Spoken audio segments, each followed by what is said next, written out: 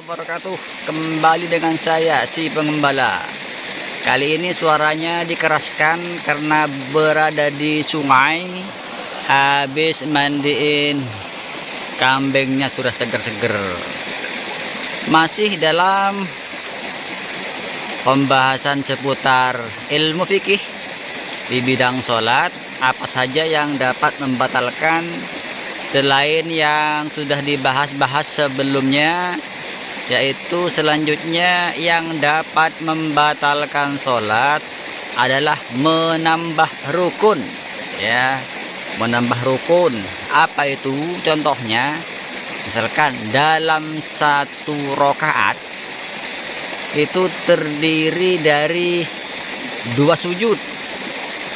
Lalu sama kita ditambahi menjadi 3 kali sujud atau 4 dan seterusnya.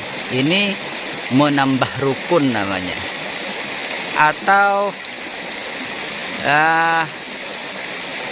ruku diulang-ulang sampai 3 kali 4 kali. Saking enaknya sholat ditambahi sebanyak-banyaknya. Ini nambah rukun namanya. Yang mestinya zuhur 4 rakaat ditambah menjadi 5, 6 dan sebagainya. Ini dapat membatalkan sholat. Ya, ingat-ingat, nggak boleh lebih.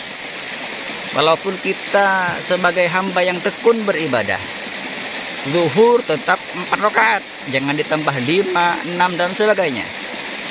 Walaupun kita tekun beribadah, maghribnya 3 kali 3 rakaat, jangan ditambah 4. Subuhnya hanya 2 rakaat, jangan ditambah lebih dari itu. Ini dapat membatalkan sholat. Jadi sholatnya itu batal. Selanjutnya yang dapat membatalkan sholat, kita menggantungkan diri sholatnya terhadap sesuatu, terhadap suatu kegiatan. Contoh begini, aku sholat, nanti seumpama ada tamu, aku berhentilah begitu. Atau sebaliknya, ada mertua sholat, mertua pulang, berhenti. Ya, ini menggantungkan sesuatu kepada selain sholat. Ini dapat membatalkan sholatnya. Makanya kalau sholat, niat sholat, jangan diniatkan yang lain-lain. Karena banyak seseorang sholat dianggap sebagai pelarian. Contoh, kita kehilangan sesuatu, dicari-cari gak ketemu, kehilangan dompet, handphone dan sebagainya, nggak ketemu, dicari-cari sampai kemana-mana. Sholatlah dia, ternyata ketika sholat pikirannya kemana-mana, ketemu, oh dompet saya ada di bawah bantal, oh HP saya dipinjam istri, dibawa suami misalkan. Ini sholat hanya zahiriyah saja, batinnya kemana-mana mencari barang yang kita cari. Ini hati-hati, sholat adalah dilakukan secara zahir maupun batin. Seperti yang video sebelumnya membahas, sebelum sholat harus suci baik zahir maupun batin. Zahirnya suci dengan punya wudhu, suci dari hadas kecil maupun hadas besar, dan batinnya suci dari sesuatu yang ada di pikiran, akal maupun hati.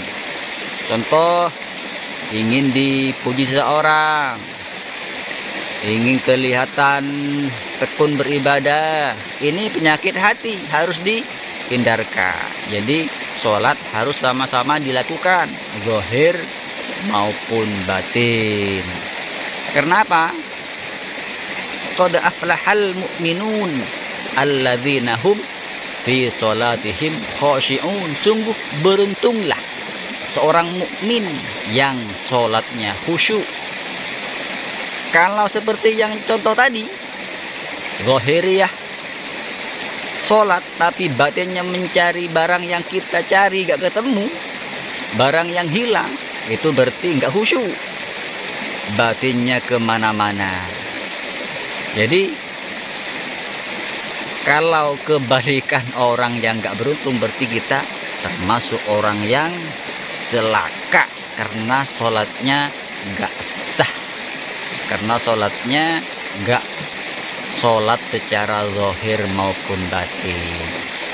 Fawailul lil musallin alladzina hum an sholatihim sahun. Maka celakalah bagi orang yang sholat, yaitu orang yang lalai, hatinya nggak mengingat Allah, hatinya nggak mengingat Allah. Seharusnya secara zahir kita sholat rakaat pertama, rakaat kedua dan selanjutnya, tapi secara batin kita mengingat Allah yang memerintahkan untuk sholat. Apa selanjutnya yang dapat membatalkan sholat? Yaitu saat kita makmum, berjemaah, menjadi makmum. Kita berjemaah kepada teman kita atau seseorang, kita posisinya menjadi makmum. Saat kita, gerakan kita mendahului imam, imam masih dalam posisi ruku, kita duluan iktidal, maka itu dapat membatalkan pada sholatnya. Imam masih iktidal, kita sujud, itu membatalkan, mendahului gerakan imam. Mestinya seorang makmum mengikuti seluruh kegiatan imam. Imam sujud, baru sujud. Imam berdiri, baru berdiri. Imam ruku, baru ruku. Bukan mendahului, harus mengikuti.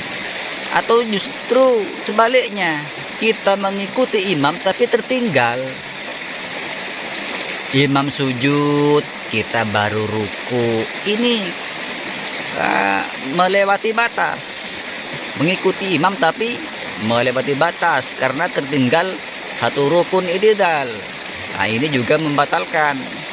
Jadi ini sangat kelewatan, membuntuti imam, tertinggal di belakang, melewati satu rukun. Ini juga membatalkan. Walaupun tidak mendahului, tapi membatalkan. Selanjutnya yang dapat membatalkan sholat yaitu tubuh kita atau baju yang kita kenakan kejatuhan. Maaf, kejatuhan, kotoran binatang, kotoran cicak. Baju yang kita kenakan ada kotoran, itu harus berhenti karena itu ada najis, harus dihentikan. Atau kita, songkok kita dan sebagainya, kejatuhan kotoran-kotoran seperti itu harus dihentikan, itu membatalkan sholat. Atau ada lagi yang dapat membatalkan sholat yaitu memang berhenti, entah ya